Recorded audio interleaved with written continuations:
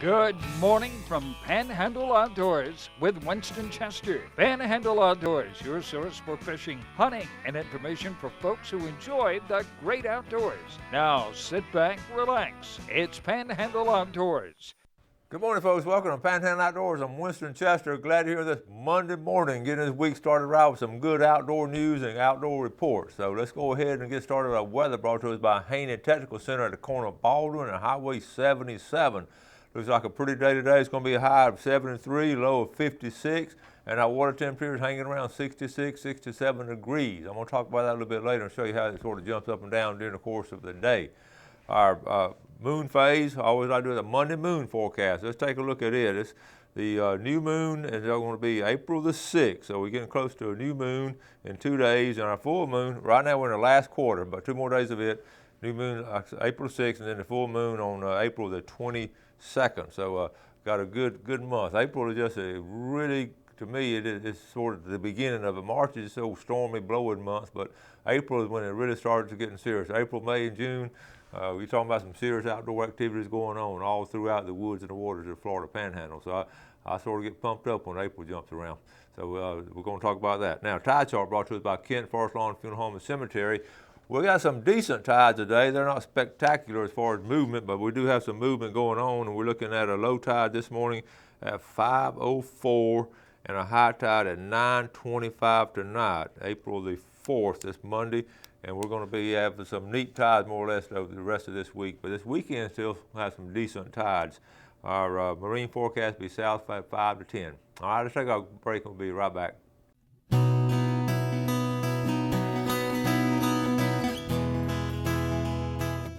All right, welcome back. Let's get started on some pictures right away. I've got several to show you. Going to have a lot more tomorrow, but let's get started on some today. Got a good email from Chad Taylor. Last weekend, my wife and I went on an annual spring break fishing vacation on Lake Seminole. What a good tradition to have there, Chad. Even though the weather would not cooperate for bass fishing, we had a great time catching these catfish with a trot line. The catfish we were holding weighed in at 27 pounds. We had several others weighing over 15 pounds. Check that out. These pictures aren't real clear, but we can see the size of these fish. Here are some helpful hints for others. Okay, they have several. Look at those. That's a mess of fish right there. Okay, here's some helpful hints for others that might be interested. Good fishing tip he shared with us. I have attached a photo of my GPS showing the contours of the lake bottom. I placed the trot lines parallel to the sharp drop-offs.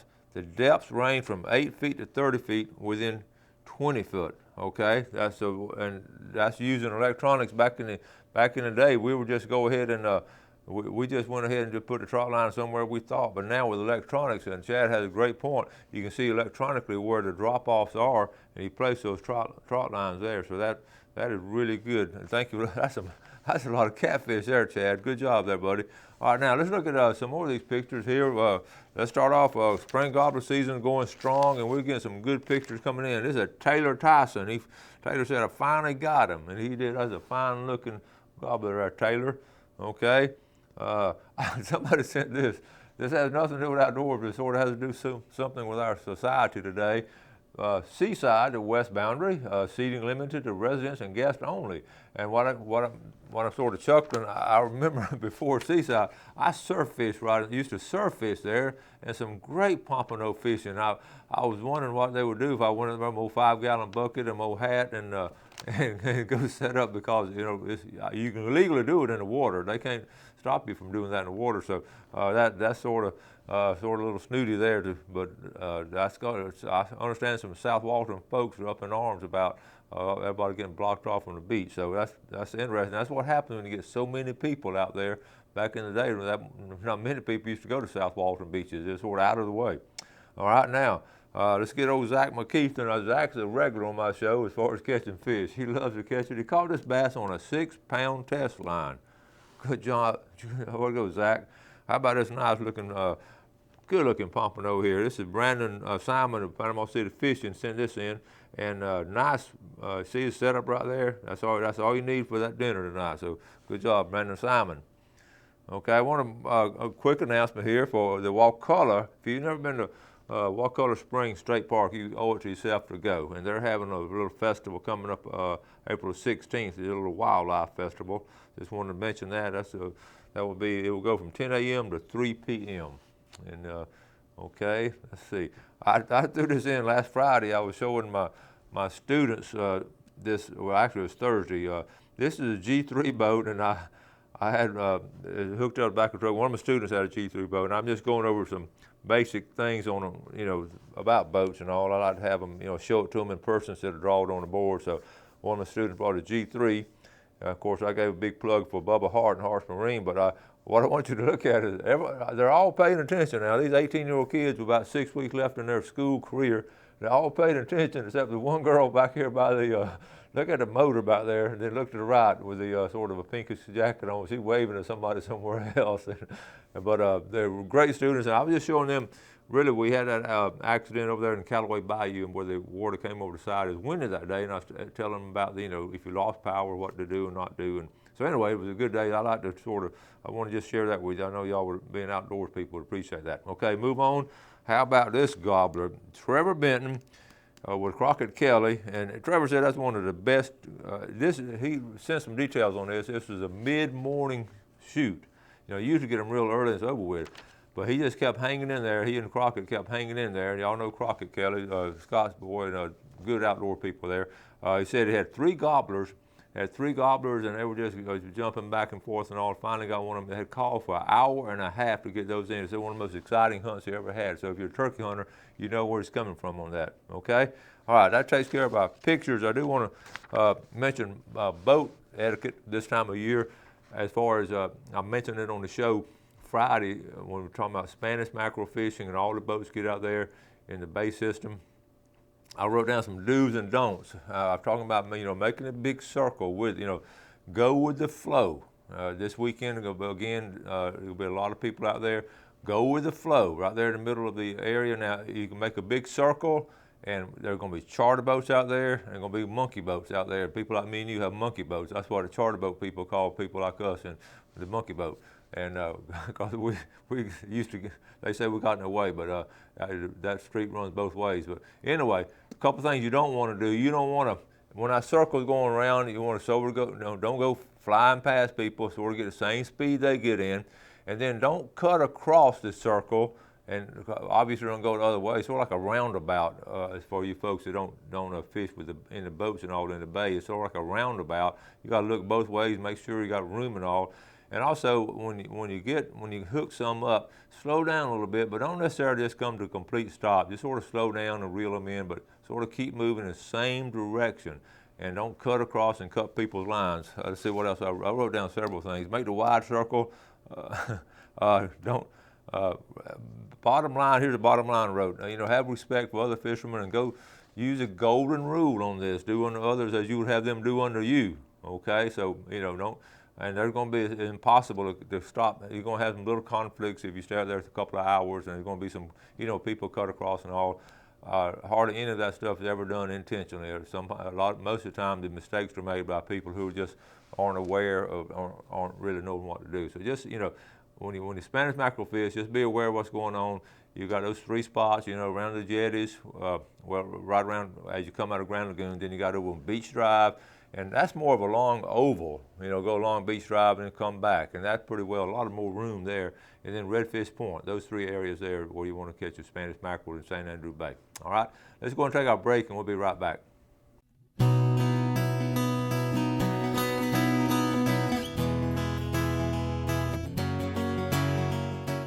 All right, welcome back. Glad you're with us on this Monday morning. If you've missed this past weekend, it was license-free freshwater fishing days, and I apologize.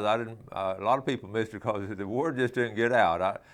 So we're going to go ahead and tell you ahead of time when it's coming again. Okay, so go and put this on your calendar if you got friends or relatives coming down here or something. Here, the license-free freshwater days was the first Saturday and Sunday in April, which we just wrapped up. But look now, the next one is second Saturday and Sunday in June. Go ahead and put that on your calendar. Then the license-free saltwater days, first Saturday and Sunday in June. Okay, then the first Saturday, only one day now in September, and then the Saturday after Thanksgiving. And we'll certainly try to remind y'all ahead of time when that is, in case you, I know a lot of y'all have your license, but some of y'all just don't fish but a couple of times, and it's a great time to go and take other people who maybe not fish and give them opportunity without it costing you anything. So it's a good idea, just didn't get out, the word didn't get out real well this time. Also, I mentioned earlier during the water temperature, how I had changed during the day, and I wrote this down. The other day we were checking and went back and looked at the water temperature chart. That morning about 9:30 went up to like, I had 68 degrees. It stayed 68 degrees until about 1:30. At 1:30 when I checked it again, it turned into 69 degrees, and then at 3:30, it jumped, when I put another reading up there, is 70 degrees. So that's in one afternoon, that jumped 3 degrees, 68, 69, and 70. So be aware of that at the variance that you're going to get in the water temperature just in one given day. And that's going to be also, dependent upon the wind direction, the waves, moving in. Then you have those underwater currents, and then you have a cloudy day or sunny day. All those little things are different variances that have a bearing on the water temperature. So, and also, the humidity and all those little things add up. So just be aware of that water temperature. When I give it in the morning, when I say this morning 68, that's going to be the average temperature during the day, around the middle of the day. It's going to be cool in the morning. It's going to cool off later on. It doesn't cool off now at about 8 or 9 o'clock. It starts cooling down. So you can look at those charts. It's fascinating to study those. Okay. Now, also wrote down, I got some, the same is true, wrote this down. Same is true. I was talking about saltwater right there, but the same is true about freshwater freshwater lakes, freshwater ponds. As the sun gets up, and we know that, but it'd be interesting, especially if you have a private pond, to sort of chart that and get that data. It'd be interesting to see. All right, now I got a little video coming up is on pompano fishing. Pompano fishing really kicks off in April. The big wave still has not come in. I can tell you that. I'm getting pictures. If I didn't know that myself, by just years' experience, I would know that by just looking at the pictures coming in and talking to different people who also fish. The big wave has not come in. I'm getting pictures of 1 and 2s and 3s at the most. But this little video coming up, a little 3-minute video. But keep in mind, it's a little techniques that I've learned over the years. One of the things I was looking at this last night, make sure I had it right and all.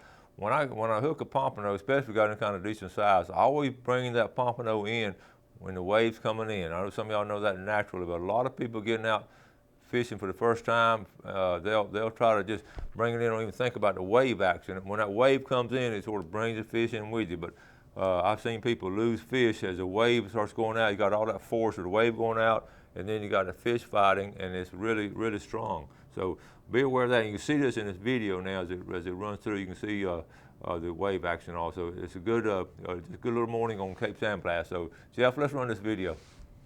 Hey folks, we're down here today at St. Joseph Peninsula. Now we're going to do one of my favorite kind of fishing. Of course, my favorite kind of fishing anytime you put a hook in the water. But this is surf fishing for pompano. I've done this a long time and I really enjoy doing it. Basically what we're going to do is have a surf rod set up. We're going to fish with sand fleas. We're going to fish with some artificial sand fleas too. So we're going to mix it up. We're also, what's great about a pompano, 2 great things about a pompano. One thing, they taste really, really good.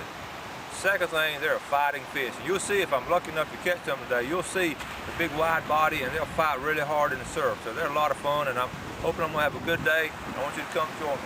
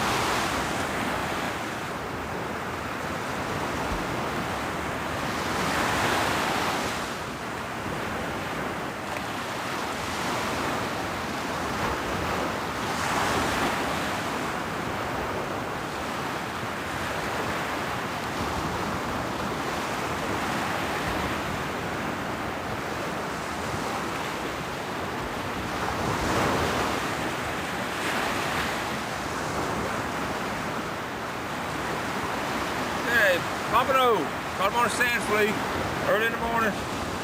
Good size keeper there.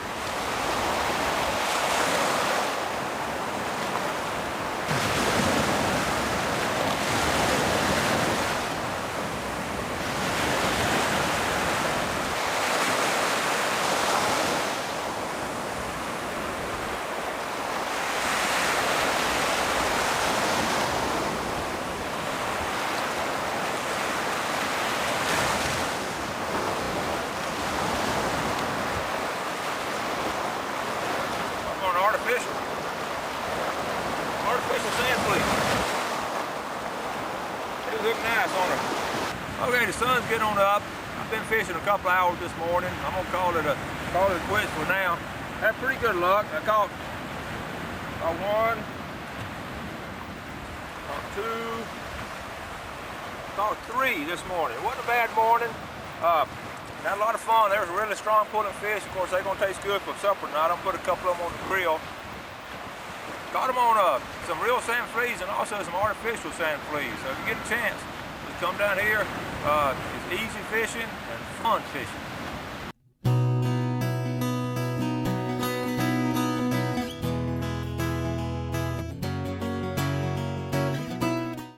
Welcome back. Hope you enjoyed that little clip there. Sometimes you can take a great fishing trip in just a little short period of time. Sometimes you stay all day long and enjoy it. So it just varies according to what's going on. But this is a month to catch pompano really along the shoreline of the Florida Panhandle. April is the month. So get out there and take advantage of this weekend. And I'll show you some different video. Hopefully each weekend. Try to go pompano fishing for the next couple of weekends. Hopefully. I was looking on my calendar. The next nine consecutive weekends I got coming up, I have something to do. A couple of the fishing trips. I've got family reunions, class reunions, just so many things going on for 9 consecutive weekends. So I'll be glad when I can get retired and get to fish more. I was telling Jeff, first thing I'm gonna do when I retire is just fish, fish, fish, fish. So we're gonna get caught up. Okay, moving on along. Now our fishing game times for today, 10-17, brought to us by Mark Howard, Accounts Real Estate.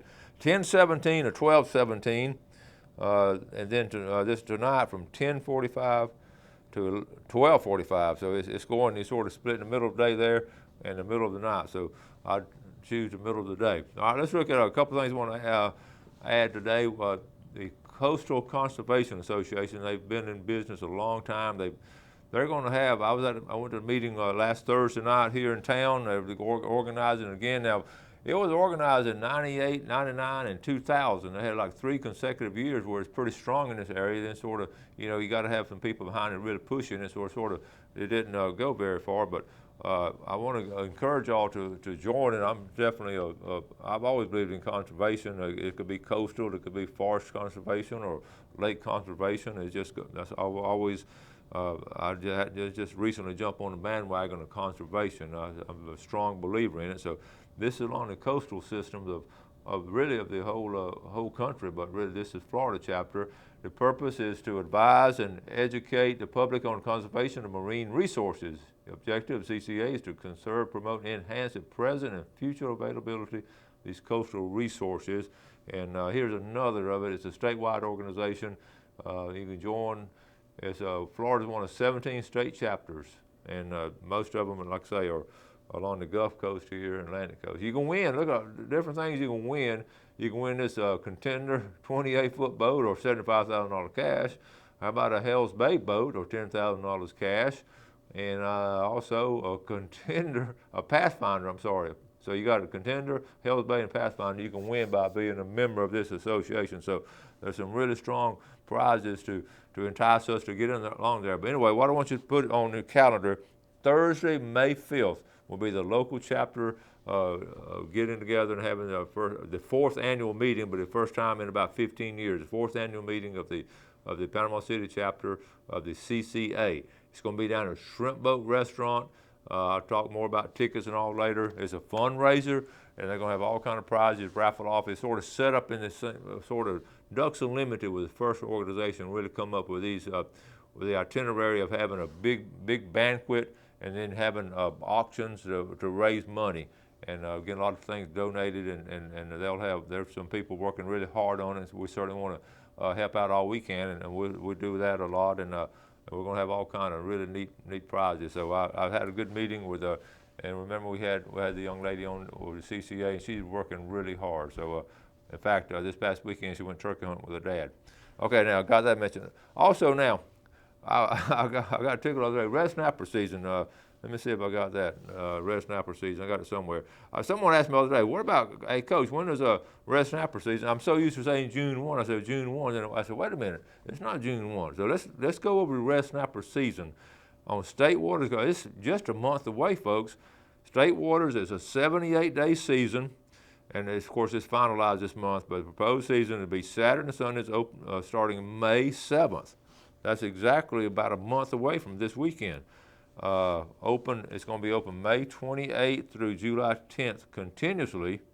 Open Friday, Saturday, and Sundays in September and October, and on Labor Day. And of course, federal waters is to be determined. So, and remember the snapper aggregate. Okay, we're talking. It's 2 per person and an aggregate of 10. So. It's going to be here before we know it, okay? Also, I had a bear study. I'll just go over that maybe tomorrow. We will. I didn't get a chance to do it. That bear study, our bear population is still just going way up. But get back to red snapper, be aware it's going to sneak up on us. About sneaked up on me. I just like to say, when does it open? I always say, well, June 1. But it's not. It's going to be open these weekends. A great state season, and we'll see what the feds come up with to match it. So all kind of things going on. Again, we're going to start wrapping things up. But again, we always encourage you to enjoy the outdoors. Always share it with someone else, and be an active member of these associations that we all promoting the same thing: the healthy environment, the ability for our kids and grandkids to have the ability to enjoy the outdoors for generations to come. And it's a struggle really, as far as trying to save coastlines and from being developed and lakes from being polluted. So we got to be vigilant in all these, and that's where these CCA organizations and places like that help us out. Got to wrap it up. You have a great day. You have a great week. Enjoy the outdoors, and always do something good for your fellow man today. And God bless. Thanks for joining us for Panhandle Outdoors with Winston Chester. Panhandle Outdoors features hunting, fishing, and other activities and information to help you enjoy the great outdoors. Join us next time for Panhandle Outdoors.